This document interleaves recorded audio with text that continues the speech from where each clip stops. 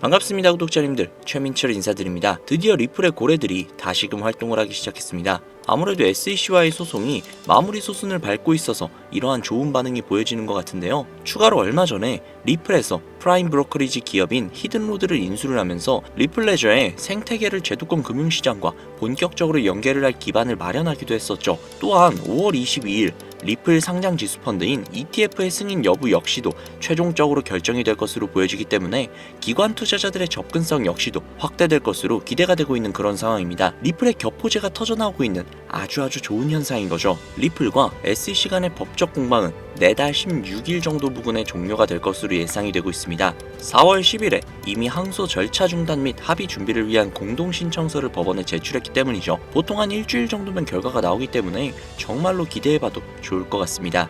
2025년 리플에게는 황금 같은 한 해가 될 것이라는 많은 이야기들을 드렸었죠. 지난 13일 투자 전문 매체 더 모틀리플에 따르면 리플 측에서 발행하는 암호화폐 XRP는 실물자산 토큰화, 즉 RWA죠. 이 거대한 시장을 선점하기 위해서 전략의 속도를 내고 있다라고 발표를 했으며, 리플과 보스턴 컨설팅 그룹 BCG는 향후 실물자산 토큰화 시장이 무려 19조 달러, 한화로 2경 7천조라는 상상도 안 되는 어마어마한 규모의 시장으로 성장할 것이라고 보고 있다고 합니다. 리플이 이 중에 얼마만큼의 규모를 선점하느냐가 관건이라고 볼 수 있다는 거죠. 그뿐만이 아니라 리플은 기본적으로 가교 통화를 목적으로 나온 코인인 만큼 스위프트의 거래량을 흡수하는 게 굉장히 중요한데요. 만약 스위프트를 완벽하게 대체를 할 수만 있다면 15,000달러, 하나로 약 2,130만원이라는 엄청난 금액까지 올라갈 수 있다는 거죠. 이거 리플 한 계단 가격입니다. 즉 리플은 실물 자산 토큰화 시장과 스위프트 시장 이 두 군데에서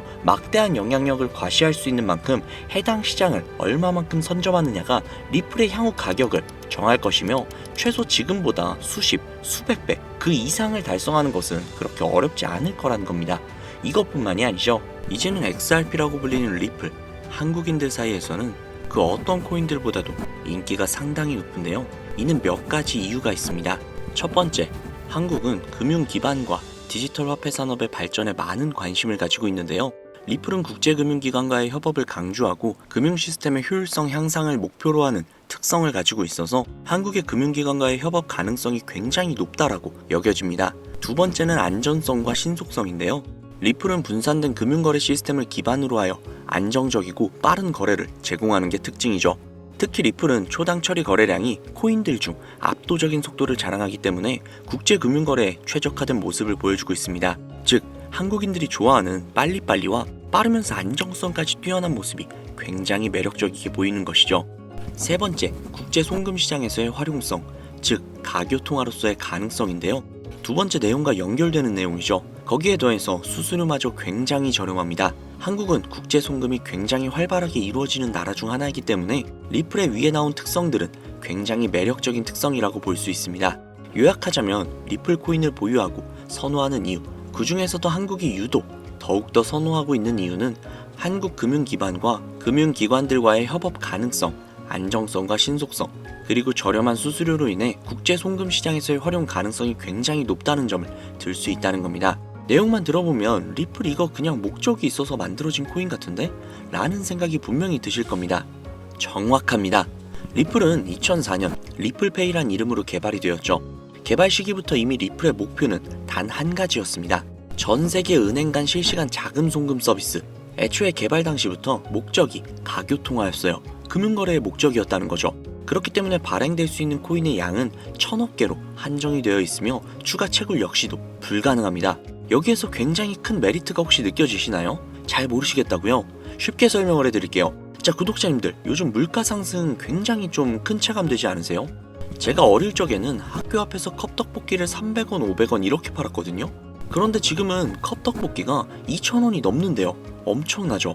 이 물가 상승률이 1년에 평균 4% 정도 상승을 한다고 합니다. 이 물가 상승이 일어나는 것을 바로 인플레이션이라고 하죠. 인플레이션이 발생하는 원인은 여러 가지가 있지만 가장 대표적인 이유는 바로 통화량 증가에 있다는 겁니다. 즉 나라에서 돈을 찍어내면 찍어낼수록 국내에 돌고 도는 돈의 양이 많아지겠죠. 그런데 돈의 양이 점점 늘어나게 되면 그 화폐의 값어치가 떨어지게 되고 화폐의 값어치가 떨어지게 되면 물가가 상승하는 인플레이션이 발생한다는 겁니다.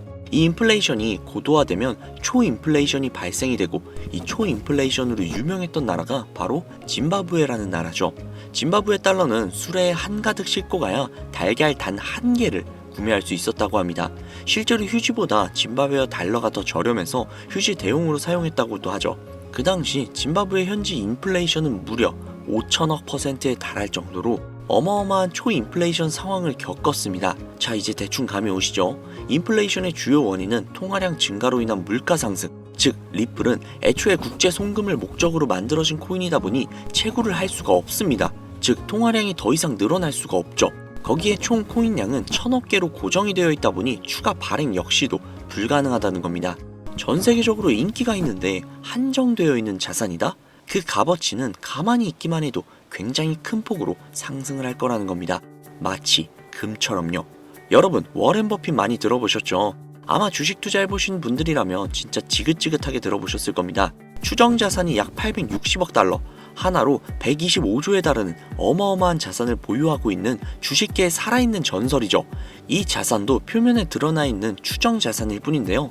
이 워렌 버핏의 회사로 유명한 기업이 바로 버크셔 해서웨이라는 기업인데요. 버크셔 해서웨이는 세계적인 투자 지주회사로서 시총이 무려 1000조나 되는 어마어마한 규모의 회사입니다. 그리고 이 어마어마한 규모의 회사인 버크셔 해서웨이가 보유하고 있는 대표적인 회사가 바로 아메리칸 익스프레스죠. 아실 분들은 다 아실 겁니다. 미국에서 가장 큰 규모의 신용카드 회사이자 은행업을 중심으로 한 금융업의 대표 주자입니다. 그리고 워렌 버핏이 최대 주주로서 무려 20%가 넘는 지분을 보유하고 있죠. 거기에 뱅가드 그룹과 블랙록이 각각 6.3%, 6.1%를 보유하고 있는 미국에서 알아주는 유망한 기업이라는 겁니다. 이런 아메리칸 익스프레스가 바로 리플의 핵심 파트너라는 겁니다. 이미 지난 8월 아메리칸 익스프레스는 송금을 위해 리플을 채택을 했다는 것 역시도 알고 계시죠? 즉 워렌 버핏과 리플은 공생 관계라는 겁니다. 과거 워렌 버핏은 이런 말을 했죠. 비트코인은 전부 사기다. 그랬던 그가 주식 투자할 때도 가치 투자만을 고집하며 수백조가 넘는 돈을 벌어들인 전 세계에서 손꼽히는 부자인 그가 리플과 협업을 하고 리플을 매수를 하고 리플을 보유하고 있다는 겁니다. 황당하죠?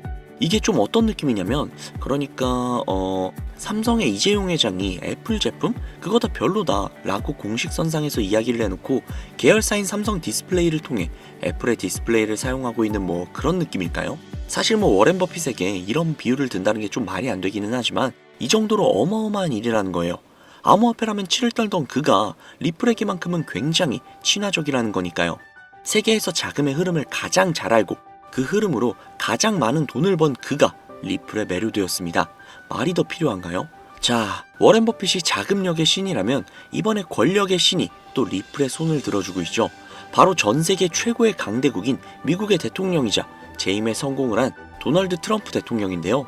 그는 이미 과거 비트코인 컨퍼런스에서 암호화폐 대통령이 되겠다 라며 자신있게 선언을 했고 실제로 그가 당선이 된 이후 비트코인을 국가 전략 비축 자산으로 등록을 하며 친암호화폐 대통령으로서 그 발자취를 남기고 있습니다. 물론 관세 이슈로 인해서 암호화폐 시장이 휘청거리며 질타를 받고 있지만 관세 이슈는 장기적으로 비트코인에게는 무조건 호재라는 겁니다. 왜냐? 자국의 화폐 가치가 달러 대비 떨어졌을 때 비트코인은 자산을 지킬 수 있는 유력한 대안책이 되기 때문인데요. 그리고 트럼프가 우리가 생각하는 것 그 이상으로 비트코인을 더욱더 중요하게 생각하고 있다는 걸 명심해야 합니다. 실제로 트럼프 대통령이 한 말이 있죠. 비트코인 못 막는다. 우리가 하지 않으면 중국이 할 것이다. 비트코인 전부 러시아나 중국으로 간다. 즉 이제부터 비트코인 전략 물자를 비축하겠다는 건데 결국 트럼프 대통령의 머릿속에는 미국의 부채 해결을 염두에 둔 것이라는 거죠. 그런데 비트코인으로 미국의 부채를 해결한다? 이거 솔직히 좀 말이 안 되는 것 같잖아요. 그러나 아직도 비트코인은 10배, 100배 그 이상도 갈 수 있는 여력이 있다면 충분히 말이 된다는 겁니다. 많은 분들이 오해하고 있는 내용 중에 하나가 바로 비트코인은 기존 자산과 전혀 상관없는 거 아니야? 기존 자산이 떨어지면 비트코인은 올라가야 하는 거 아니야? 라는 이야기들을 하시는데, 제가 관찰을 해본 바에 따르면 이란 같은 나라에서 미사일을 쏘거나 하면 제일 먼저 떨어지는 게 바로 비트코인이거든요. 왜 그럴까라는 생각을 해보면 가상화폐 시장은 24시간 돌아가죠. 24시간 돌아가다 보니 투자자들이 자기네 주식시장이 열리기 전에 가상화폐를 먼저 파는 경향이 있죠. 그렇게 코로나 때도 가장 먼저 가장 많이 떨어졌습니다. 그리고 관세와도 전혀 무관하지 않죠. 왜냐하면 미국에서 비트코인 전 세계 채굴량의 40%를 차지하고 있는데 채굴 기기를 거의 다 중국제를 사용하고 있거든요. 즉 관세 때문에 채굴 기기 값이 올라간다는 이야기도 있었고, 딥시크 사건으로 인해 채굴기에 관련한 칩들을 미국에서 수출 규제를 하고 있단 말이죠. 즉 이런 이슈들이 겹치면서 미국에서의 코인 채굴에 차질이 생긴다는 우려가 있었죠. 즉 이제 관세 전쟁 우려로 인해 당시 코인 시장이 전체적으로 10%가량을 하락을 했죠. 이런 것들을 보면 비트코인과 관세는 전혀 무관하지 않다는 겁니다. 그러나 앞서도 말씀드렸죠. 트럼프는 비트코인 그리고 암호화폐를 굉장히 중요시 여기고 있으며 중국에게 따라잡히지 않으려면 이 암호화폐를 확실히 정립하고 보유해야 한다는 걸 그 누구보다도 잘 알고 있습니다. 가상자산 회의에서 이야기를 꺼내도 늦지 않은 비트코인 이외의 각종 코인들의 전략적 비축자산 관련된 이야기를 꺼낸 것은 다분히 의도적이었다는 거죠. 그리고 그 비축자산 관련된 이야기에는 우리의 리플이 포함이 되어 있다는 게 굉장히 중요한 것이죠. 전 세계의 자금 흐름을 누구보다도 잘 알고 있고 그 흐름을 이용해서 수백, 수천조를 벌어들인 워렌 버핏. 전 세계에서 가장 막강한 권력을 가지고 있으며 당선 전부터 천재 사업가로 불리며 재임에 성공한 도널드 트럼프 대통령. 전 세계에서 가장 힘이 강력한 두 인물이 우리에게 힌트를 주고 있습니다. 이 사실을 명심하셔야 합니다. 그런데 제가 구독자님들께 정보를 제공을 해드리려고 해당 영상을 제작을 하다가 좀 굉장히 놀라운 정보를 우연찮게 발견을 해서 함께 좀 알려드릴까 하는데요. 해당 자료는 CBDC를 기반으로 삼을 가교통화 코인의 적합성 및 미 연방 지구별 논의사항을 보여주는 그런 자료입니다. 여기에 보시면 보스턴, 뉴욕, 필라델피아, 애틀랜타, 시카고 등등등 수많은 미국 지역들의 통합 예측 자료가 나오고 있죠. 그리고 아래로 쭉 내리다 보면 크로스 레인가드, 즉 가교통화로서의 적합성을 보여주고 있는 표가 있습니다. 대부분의 코인들은 부적합이라고 나와 있는데, 하지만 여기 리플과 시바이누가 보류라고 표기가 되어 있는 걸 확인할 수 있었습니다. 뭐 그럴 수 있어요. 리플은 아직 해결해야 할 게 조금 남아있고, 시바이누는 탈중앙화를 목적으로 나온 코인이다 보니 어찌 보면 당장은 CBDC와 어울리지 않을 수도 있죠. 하지만 좀 다르게 생각을 해보면 두 코인 모두 세계 어디든 자유롭게 금융 서비스를 제공받을 수 있다 보니 이보다 더 뛰어나고 자유로운 가교통화가 있을 수 있을까 라는 생각 역시도 들긴 했죠. 그런데 여기에서 저는 충격적인 내용을 확인할 수 있었는데요. 여기 보이시나요? 리플과 시바이누조차 보류라고 나와 있는데 이 생소한 코인이 적합이라고 나와 있습니다. 진짜 너무나도 생소한 코인이었어요. 그래서 이 코인에 대한 정보를 좀 찾아봤는데 너무나도 신기할 정도로 정보가 거의 없다시피 했습니다.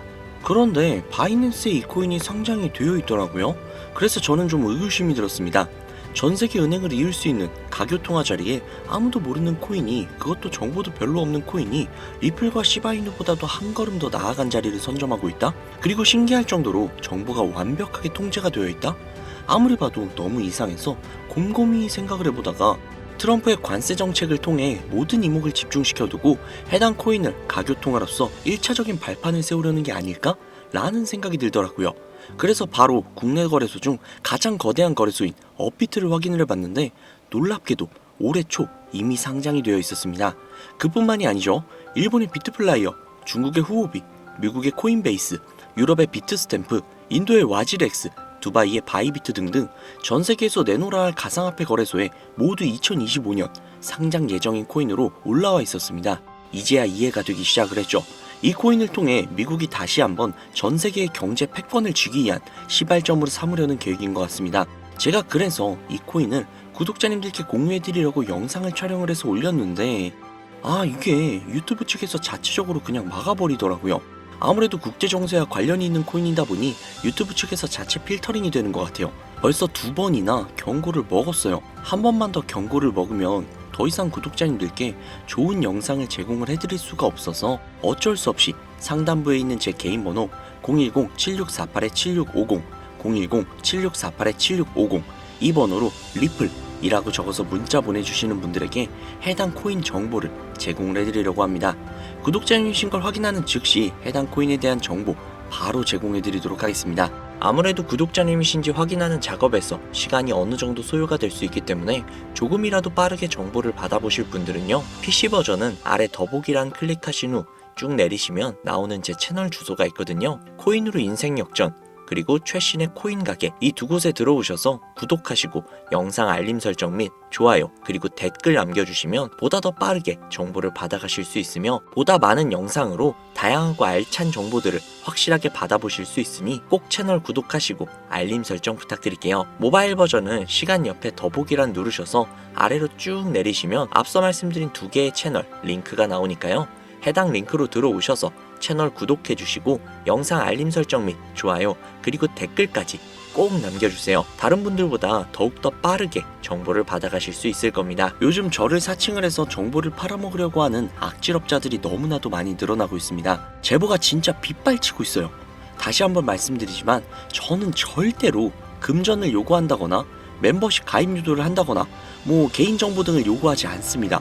그런 사칭범들이 워낙 많아서 문자를 보내주시는 분들 한 분 한 분 제 구독자님이신지 확인 후 공유해드리다 보니 약간의 시간이 소요가 된다는 점 다시 한번 양해 부탁드립니다. 저는 진짜 많은 거 안 바래요. 오로지 제 채널을 키우기 위해서 제 영상을 보시고 제 채널 구독, 좋아요, 알림 설정 그리고 댓글 정도만 남겨주시면 저는 그걸로 만족합니다. 그리고 제 영상을 통해서 구독자님들이 조금이라도 더 나은 삶을 사실 수만 있다면 저는 그걸로 정말 만족합니다. 그러니 이건 외에 요청하는 게 있다면 제가 아니라 사칭이니까 진짜 조심하셔야 돼요. 앞으로 더 좋은 영상, 더욱더 도움이 되는 정보로 다시 찾아뵙도록 하겠습니다. 오늘 하루도 고생 많으셨습니다. 감사합니다.